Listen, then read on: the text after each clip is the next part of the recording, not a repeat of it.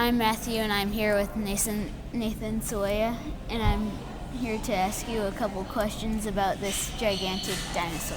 Okay, great. Where did you get your inspiration? My inspiration. Well, for this dinosaur, it actually goes back to when I first did my first exhibition. And it was a very small exhibition, not even 24 pieces. And it was at a small museum, a small art museum. And I was amazed how many people came to the exhibit, especially lots of kids and families. And many of those kids and families would tell me, we never come to an art museum, but we came because we wanted to see your art made out of Lego. And I was really thankful that so many people came to see it. And I thought, well, I want to give back to all those kids that came to see this exhibition. What do kids love? They love dinosaurs. Mm-hmm. So I spent the next entire summer working on this dinosaur. Okay. Where did you study a dinosaur? Yeah. I had to learn about dinosaurs. And so what I did was I looked, I studied the anatomy of T-Rex skeletons. I even bought a small T-Rex skeleton. It's about this big. I still have it in my art studio so that I could study how it all comes together. Because it's interesting how it all comes together. It is an engineering challenge to make it really work.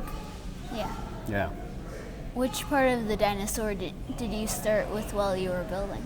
Which part did I start with? Yeah. I started with the skull right there. And my thinking was, even if I can't finish the rest of it, at least I'll have this cool skull. That was the idea. Even if nothing else works, I'll have this skull I could put on display. So I started there and really just worked my way back. Yeah. How did you support it while you were building? Well, that's a great question. So as you can see, I actually have these cables holding it up here for safety reasons. We don't want it collapsing, of course. But when I was working in my studio in New York City, I didn't have this system, and I had to come up with a different system. And so I would build these huge towers of Lego all throughout underneath it to kind of support it as I was working to see how it was coming together. Yeah. Is this the most challenging sculpture? Most challenging. I mean, every sculpture has its own challenges. Sometimes when I'm working on an art piece, an art replica, there's a challenge of trying to make it look just right like the original. Something like this has challenges because of the engineering that goes into it, to make it look like a T-Rex, but also support itself in a way that is accurate. So yeah, there was a lot of challenges, but every piece has its own challenges.